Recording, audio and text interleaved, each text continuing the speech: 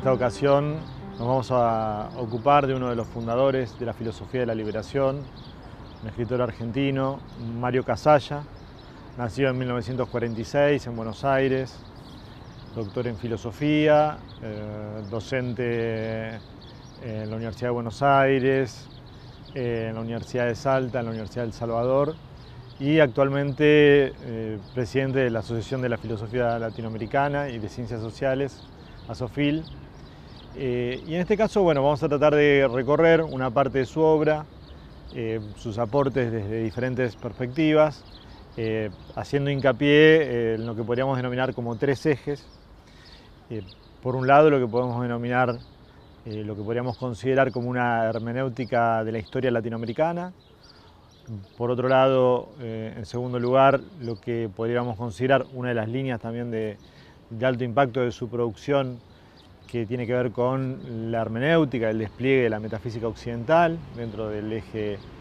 Hegel, Nietzsche, Heidegger.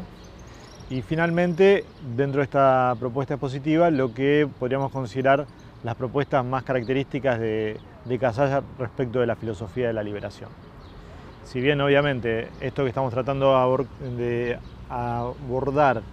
no refiere de manera omnicomprensiva a toda su obra, creemos que tocamos varios de los puntos sustanciales que en cierta manera configuran el recorrido de su axiomática de los últimos 50 años de producción. Cuando nosotros nos referimos al problema del descubrimiento de América y de su impacto y de su significación,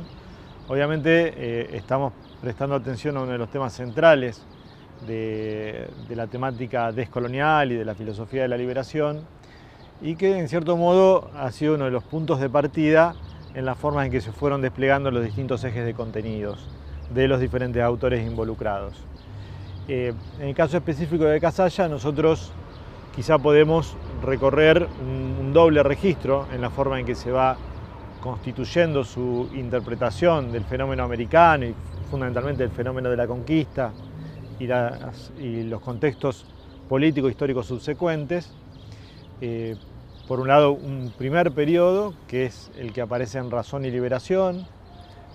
a principios de la década del 70,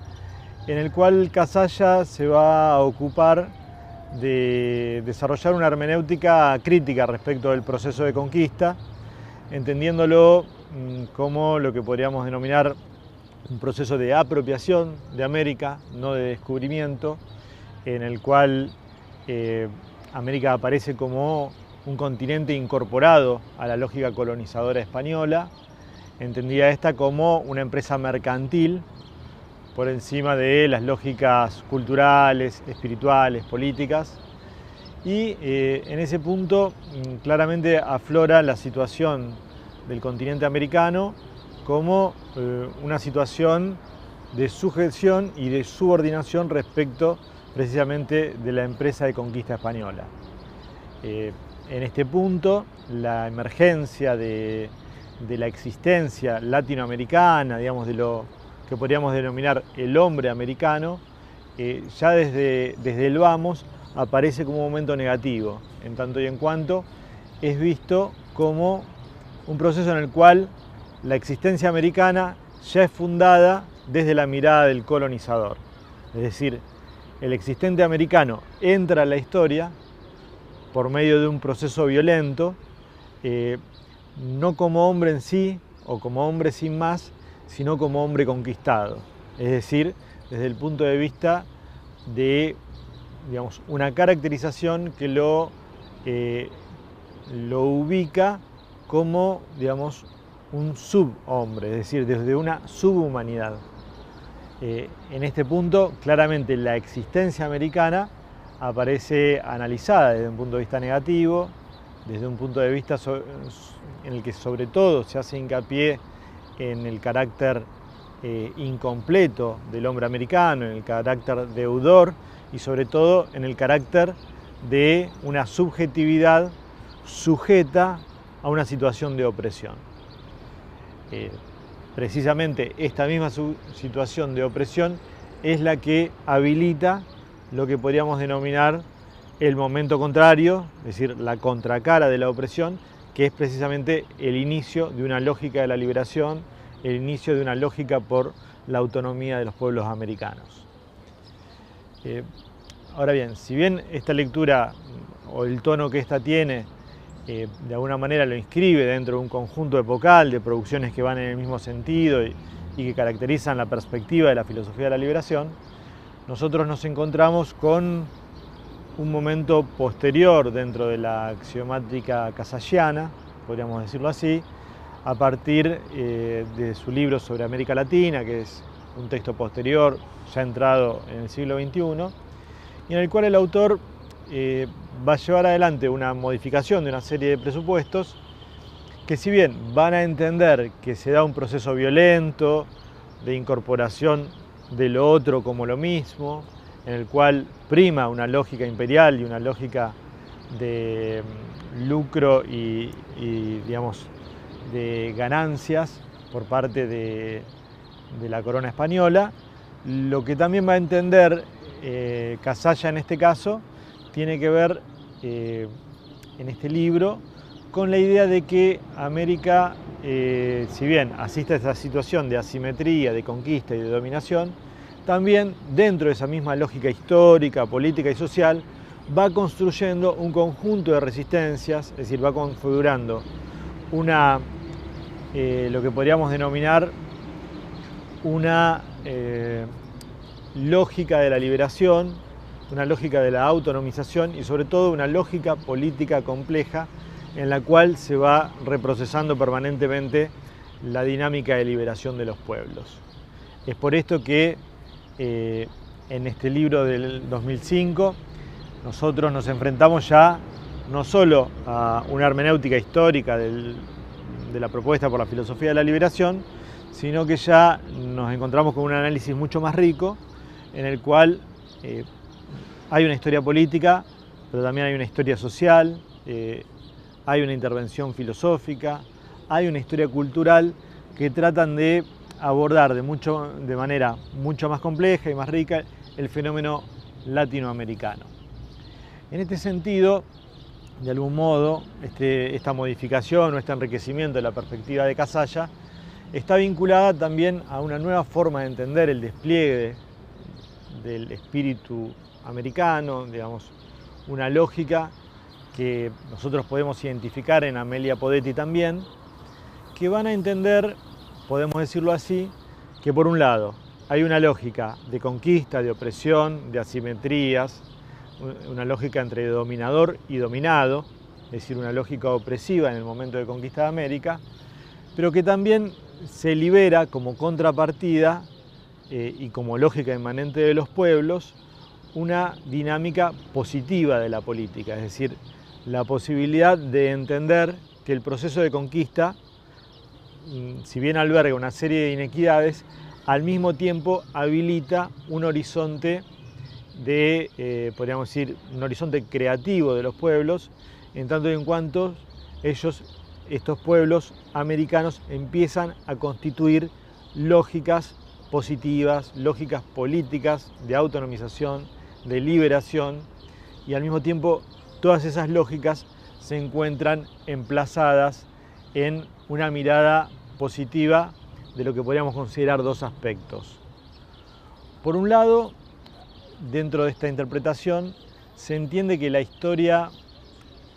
americana contiene una positividad y que esta positividad está vinculada con que, y esta es una comprensión un tanto difícil de explicar en estos términos,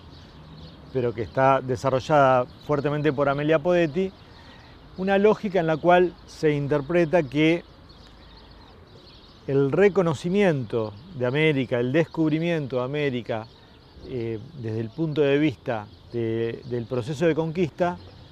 abre una nueva forma de interpretar la historia universal,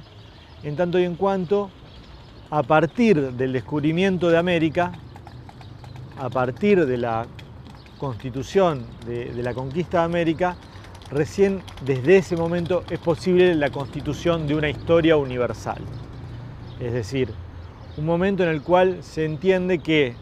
el proceso de expansión del género humano a lo largo de los diferentes territorios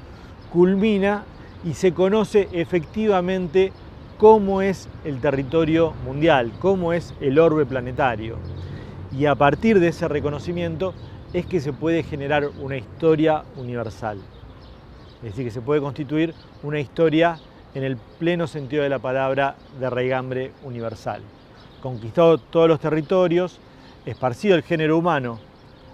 hacia todos los horizontes, es precisamente este el dato que nos permite hablar efectivamente por primera vez en la historia de los pueblos de la posibilidad de una historia pensada en términos de universalidad. En la perspectiva de Podetti, claramente hay un dato que resalta y que tiene que ver con que Europa, salvo el Imperio Español en cierto sentido,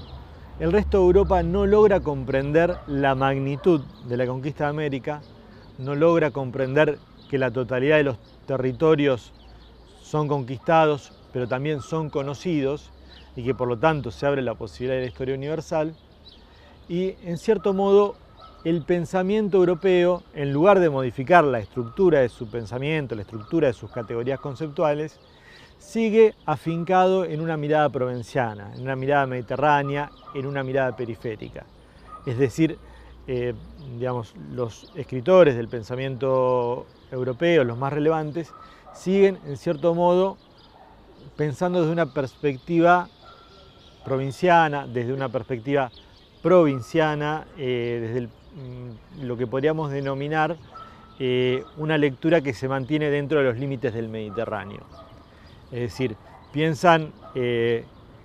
infinito del universo o el universo como infinito, pero no logran pensar nunca la Tierra como totalidad.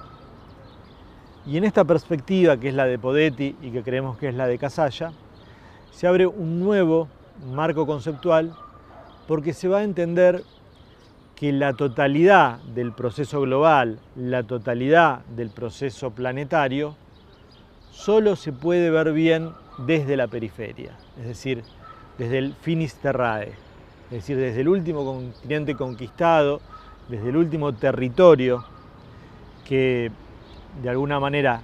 es poblado a nivel planetario, precisamente desde ese último muestrario del mundo, desde esa periferia de la periferia de la periferia, es el único lugar donde se puede constituir una mirada plena y totalizadora del fenómeno planetario. En este sentido es que se alberga una lectura positiva del fenómeno de conquista y sobre todo de la posibilidad de constituir una perspectiva de carácter latinoamericano, de carácter global y de carácter omnicomprensivo. Es en este punto, en esta capacidad de totalización que tiene el pensamiento americano, que tiene el habitante de nuestras tierras, que se va a entender, podemos decirlo así, que América tiene una misión en la historia, tal cual también pudo ver Vasconcelos, que está fuertemente asignada a una característica que es la de la mestización. Es decir, América puede percibir todos los momentos históricos pasados, puede mirar omnicomprensivamente el resto de los territorios y en función de ello, o en correlación de ello, alberga un nuevo prototipo de cultura que es una cultura síntesis, es decir, una cultura que está en condiciones de albergar, de contener en una unidad compleja precisamente los designios de las demás culturas. En ese punto es que entendemos que se arma una corriente alternativa de la reflexión latinoamericana, que ya no solo va a ver la conquista como un momento de violencias, de desigualdades, de injusticias, de apropiaciones, sino que también, y en esto involucramos el pensamiento de Casalla y el pensamiento de Amelia Podetti, va a entender que como contrapartida de ese conjunto de violencias aparece un nuevo germen civilizatorio, aparece una torsión epocal que va a entender a la cultura americana como una cultura que desde su particularidad puede albergar o puede contener un sentido de lo universal. Es decir, una cultura que en cierto modo, lejos de pensar desde la exclusión, piensa de la integración, desde la diferencia y desde la unidad compleja de todas las razas del continente y de todos los grupos del orbe planetario. Este proceso de lectura positiva del horizonte de mestizaje americano obviamente abre la posibilidad de una positividad de la política, en tanto y en cuanto esa positividad no solo incorpora las injusticias, no incorpora solamente las luchas como las de Tupac Amaru, de cierta manera como la resistencia de los pueblos en la guerra del Paraguay, sino que precisamente este fenómeno, a partir de una lectura compleja como es la del mestizaje, permite pensar la positividad de una política, en tanto y en cuanto va a entender o va a comprender que hay un actor central dentro del horizonte continental, que es precisamente ese actor que es el pueblo. En este punto, entendiendo a este como un sector oprimido que se va dando mayoritariamente en las diferentes realidades y contextos latinoamericanos, lo que se va a entender es que precisamente el pueblo se va a transformar en el sujeto histórico-social de la liberación. En tanto, por un lado, forma parte de una experiencia diferente de la que se da en Europa, es decir, en tanto y en cuanto no va a reproducir las mismas lógicas que se van dando en la conformación del pueblo en el viejo continente, sino que este pueblo, que es amalgama de culturas, que tiene que ver con una lógica del mestizaje, pero que también es el sujeto que de alguna manera es victimario de la opresión colonial, también va a retransformar su posición en tanto sector oprimido, resignificando dialécticamente esta situación y pasando a ser un sujeto protagonista de las lógicas de liberación. Y estas lógicas de liberación claramente van a tener un contenido político, un contenido de apelación a las armas, pero también debemos decir que los procesos de resistencia populares van a estar vinculados también con la construcción de una cultura, es decir, con la conformación de una matriz autónoma de pensamiento, como hablamos en el primer encuentro, que en cierto modo va a permitirnos entender el fenómeno americano desde una lectura compleja que va a albergar la estética de lo barroco,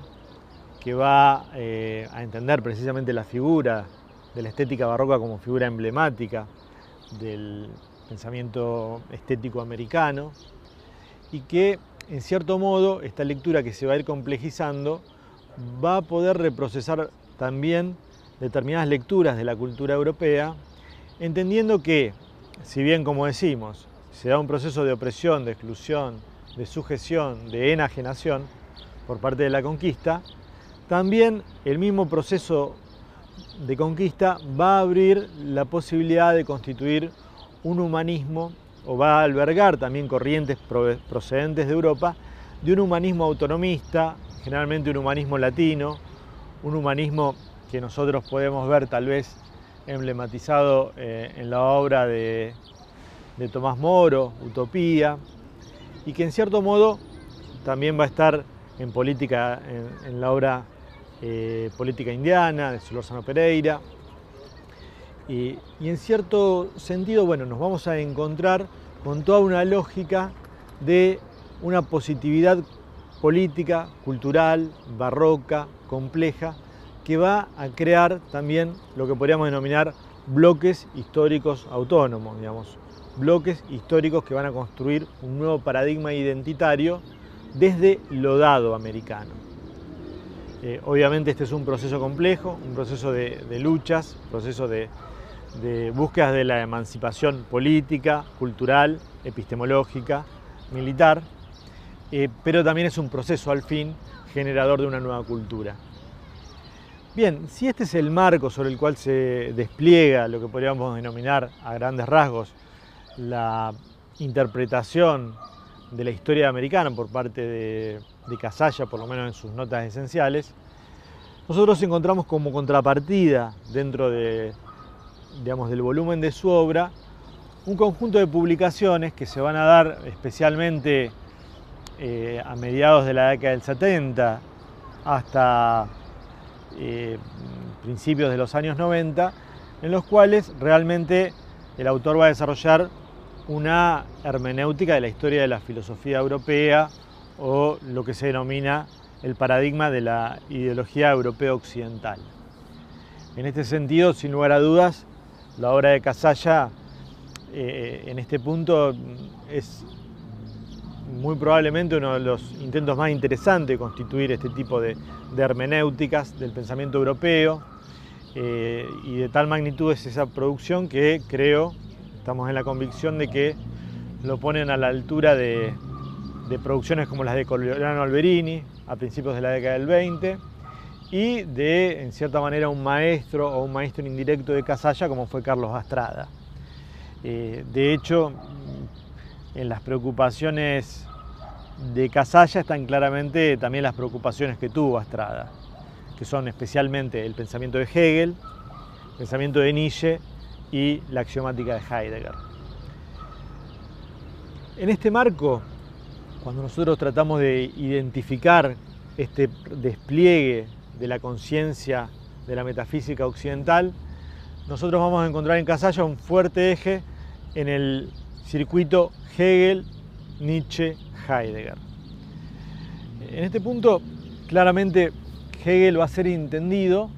como el representante de lo que se podría denominar la consumación de la metafísica occidental, ¿no?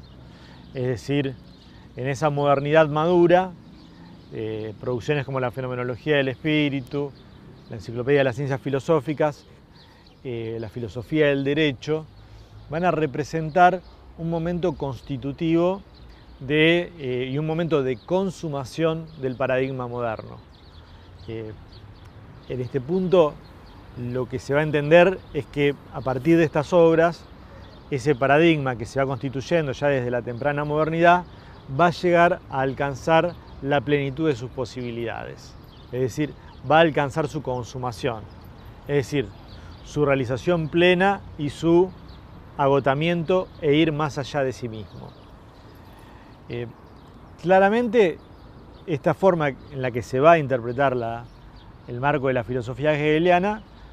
en lo que sabemos entiende como lógica histórica el despliegue de la idea de libertad, va a entenderse a partir de tres momentos constitutivos. Por un lado, tal como también pasa con Kant, el momento central es el de la Revolución Francesa, es decir, ese paso de la libertad formal a una libertad real que se da a partir de la experiencia de 1789, en el cual claramente el pensamiento va a ser tomado, digamos, esta idea de realización de la libertad va a ser tomada por la Revolución Francesa, pero se va a tornar en términos de un universal concreto. Claramente, las limitaciones del proceso de esta revolución van a ser completadas por un segundo momento que tiene que ver con la irrupción de Napoleón en la historia europea, entendida su obra como la representación del alma de su época y como la figura que es capaz de superar el caos propio de la Revolución Francesa y volver a centralizar lo que podemos denominar el poder en una sola persona. Las limitaciones mismas de esa experiencia napoleónica, que Hegel, no obstante ello, la ve con extrema positividad, tienen que ver con la dificultad para constituir a partir de esa experiencia un Estado que sea la concreción de esa misma experiencia, por lo menos la naturaleza misma de un Estado concreto en ese sentido. Y bueno, por último, como tal vez último dato significativo de ese proceso de maduración de la modernidad, nos encontramos claramente con lo que es el Estado prusiano. Digamos, aquí Hegel entiende que lo que había sido proclamado y programado por la experiencia francesa, por la filosofía, el pensamiento y la práctica francesa, pero que había quedado en un estado teórico, bueno, en el Estado prusiano se realiza y se concreta todo lo que había sido programado precisamente por el momento francés. Es en este punto que este conjunto de experiencias van a mostrar una frontera, van a entender que el paso, digamos, de la idea al espíritu universal, la realización de ese espíritu universal como autoconciencia, y el paso mismo de la filosofía a reconocerse como ciencia, nos van a mostrar precisamente el horizonte de agotamiento de la metafísica occidental. Un horizonte que podríamos denominar como el indicativo de una crisis terminal. Pero bueno, aquí es donde entra uno de los aspectos más interesantes de la axiomática de Casalla, porque a partir de esa lectura de la filosofía hegeliana nos va a plantear precisamente cómo en esa experiencia eurocéntrica, tan eurocéntrica que es la constitución de la axiomática de Hegel, aparece representada América. En esta obra, América en el pensamiento de Hegel, lo que se va a trasuntar del pensamiento casallano tiene que ver con la dualidad de la perspectiva en que el autor va a tratar en sus lecciones sobre historia de la filosofía universal, caracterizar el fenómeno americano. Y esta dualidad está precisamente en el mismo texto de la obra de Casalla, marcada como admiración y rechazo. Por un lado, América de alguna manera alberga la fascinación de lo nuevo, eso nuevo que se contrapone al cansancio y a la fatiga del viejo continente, pero fundamentalmente, si bien nos ofrece la posibilidad de admiración, lo que digamos, nos presenta mejor a uno de manera más completa es la idea de rechazo, ¿no? La idea de que en el continente americano se da todavía una situación de inmadurez que nos lleva a abordarlo de manera desconfiada desde el punto de vista de Hegel. Y en este sentido, América aparece como lo nuevo en sentido especulativo, es decir, aparece como lo que podríamos considerar desde el punto de vista dialéctico como el momento de la tesis. Es decir, América es inmadura, América podríamos decir todavía no es inmadura en lo físico, en lo espiritual, en lo natural, y en cierta manera lo que va a ofrecer la perspectiva hegeliana es también una mirada dual respecto del continente, en el cual se va a destacar algunos aspectos positivos de la parte de América del Norte, es decir, todo lo que tiene que ver con la conquista anglosajona, se la va a entender de un modo mucho más favorable, pero realmente va a ser crítica o mucho más crítico respecto de la experiencia de la América del Sur. En este punto lo que va a primar tiene que ver con una lectura fuertemente negativa, vinculada a también las lecturas naturalistas de la época, especialmente la de un autor muy difundido por el periodo que es Buffon, y que tiene realmente una mirada muy despectiva del fenómeno americano. Y lo que se va a entender es que realmente hay una naturaleza profundamente negativa en los pobladores originarios, ¿no? Que son débiles, de baja estatura, de poca complexión al trabajo, es decir, que son un subgénero humano realmente con un montón de aspectos criticables y deleznables. Es decir, realmente dentro de los pobladores originarios podríamos decir que no hay posibilidad de soportar un horizonte de cultura. Y en esto deriva precisamente la debilidad de las producciones histórico-culturales, digamos, de los pueblos originarios americanos. Como un actor intermedio, dentro de este balance un tanto peyorativo, aparece la figura del criollo, que es visto en el sentido de una figura intermedia, porque si bien tiene un montón de aspectos similares al poblador originario, posee también un rasgo positivo o un impulso positivo que le viene de su herencia europea, que es su compromiso con la libertad. Es decir, en los criollos que están encarnando y encarando los procesos de independencia y de liberación del siglo XIX, ve, digamos, Hegel la posibilidad de un germen relativamente positivo. Pero donde va a encontrar el mayor, digamos, el contingente humano más afín a la realización de la historia universal, lo va a ver en el fenómeno inmigratorio, ¿no? En lo que él denomina la población eficaz. Precisamente en este traslado, digamos, de contingentes humanos europeos hacia América, es donde América puede empezar a, en el futuro, formar parte del concierto universal. Este punto, sin lugar a dudas, tiene un aspecto problemático, que es que si bien en la lectura hegeliana los pobladores europeos llevarían adelante una lógica civilizatoria, esa lógica civilizatoria no sería autónoma, sino que precisamente volvería a reproducir los cánones del modelo europeo de desarrollo. Es en este punto que también sigue siendo, en cierto modo, negativa la perspectiva hegeliana. Por lo tanto, lo que podemos decir dentro de este balance epocal es que América, si bien oscila entre la admiración y el rechazo, va a quedar fuertemente vinculada a esta segunda imagen, ¿no? Es decir, a una mirada que la valora desde el punto de vista negativo de sus formaciones y que al mismo tiempo va a entender que América prima en un estado de plena inmadurez, es decir, hasta sus pájaros cantan mal, va a decir, hasta las figuras animales son más débiles, tienen posibilidades menores de procreación, tienen menor vigor, es decir, este continente está en un estado latente,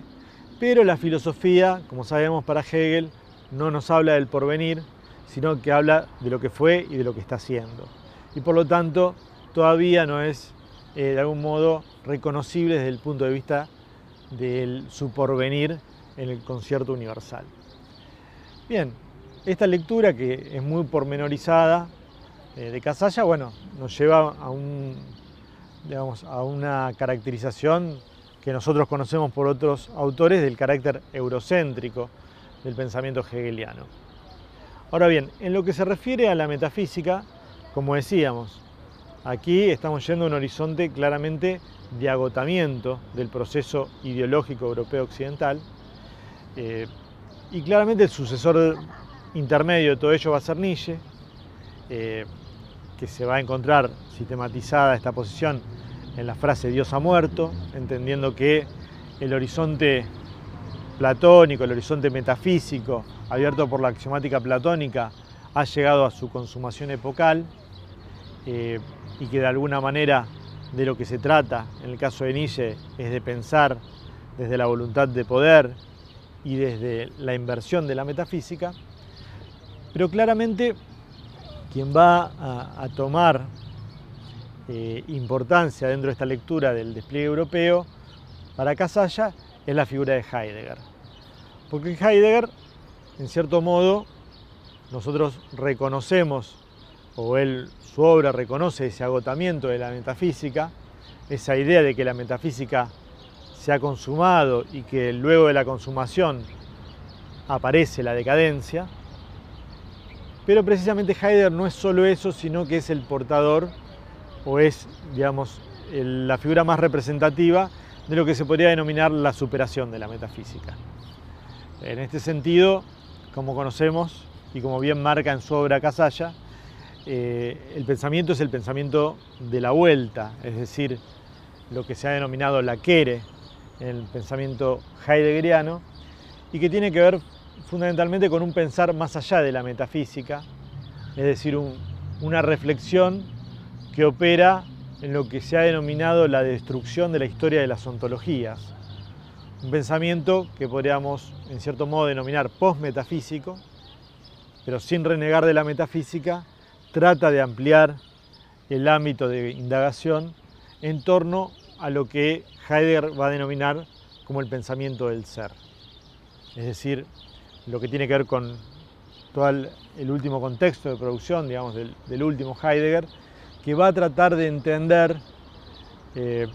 la decadencia del pensamiento europeo en términos de su superación,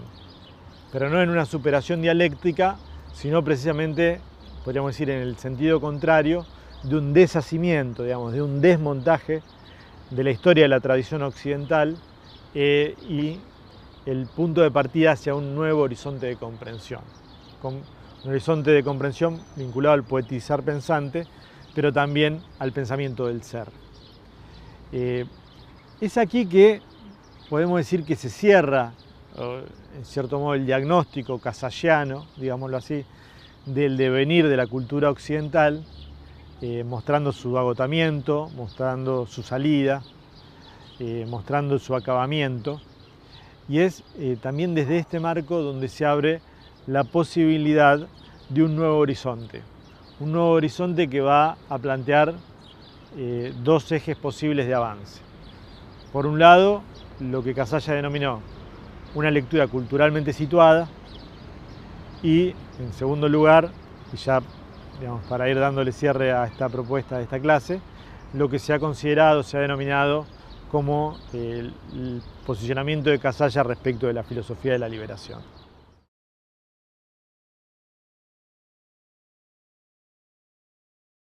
Nos referíamos al agotamiento del pensamiento occidental, a ese acabamiento, a esa lectura de la ideología europea occidental y de la realización de la plenitud de sus posibilidades, y precisamente ante ello se nos planteaba cómo pensarla desde el continente americano, es decir, cómo pensarla desde nuestra singularidad y qué hacer frente a ella. Obviamente, para poder alcanzar esto se necesita, podríamos decir, o se necesitaría de un nuevo prisma, es decir, desde un nuevo horizonte o desde una nueva perspectiva, y creemos que eso se hace posible con uno de los conceptos más renombrados de este autor, que es la idea de lectura culturalmente situada. En este punto, la perspectiva de Casalla va a entender que, podríamos decir, que la búsqueda del pensamiento en términos de pureza, en términos de estricta objetividad es imposible, y que tampoco ninguna investigación ni ningún investigador se posiciona desde una perspectiva aislada. En este punto, cada pensamiento necesariamente se inscribe dentro de una situación, es un marco históricamente situado, y en un punto lo que se establece para cada marco de reflexión es una profunda imbricación entre pensamiento y realidad, es decir, lo que podríamos denominar una profunda expropiación entre ambos términos. Bien,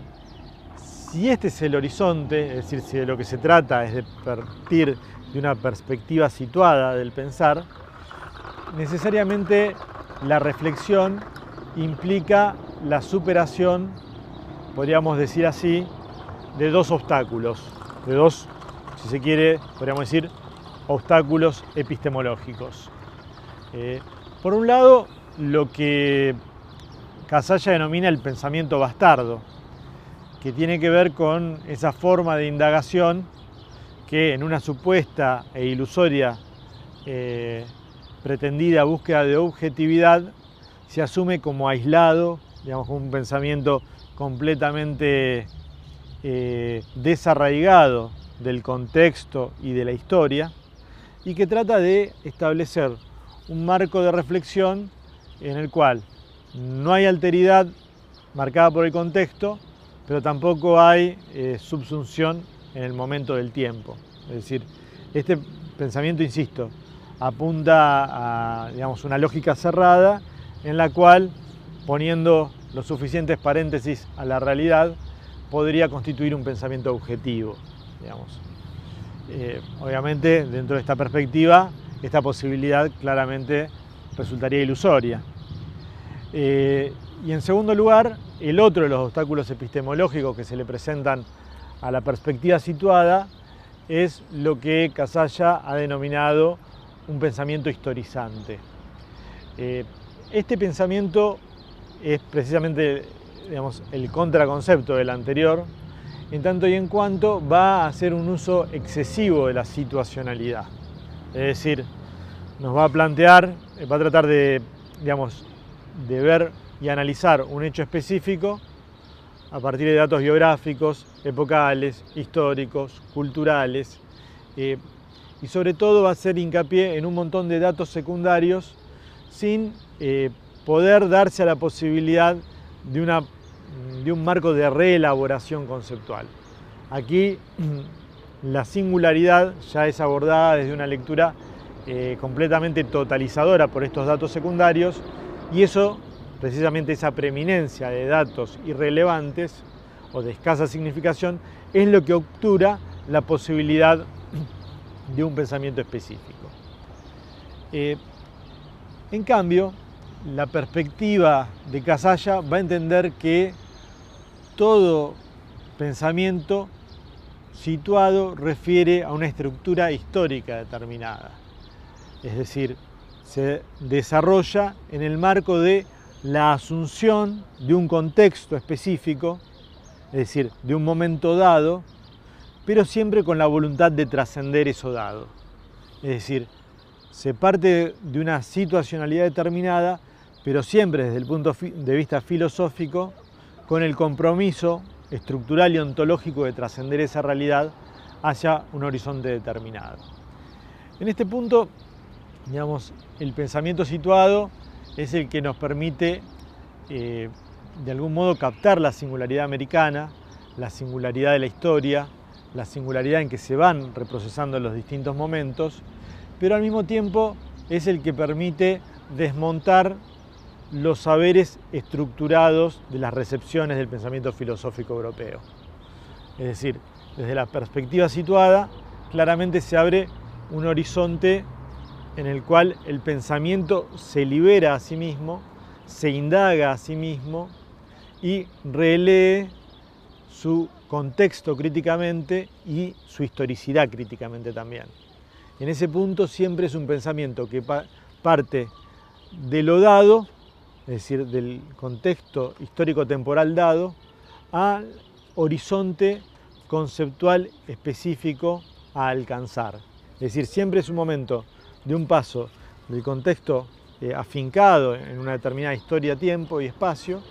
pero que trasciende, critica, eleva y supera sus posibilidades hacia un momento posterior, que es precisamente el horizonte nuevo, el horizonte de lo novedoso, el horizonte de lo por alcanzar.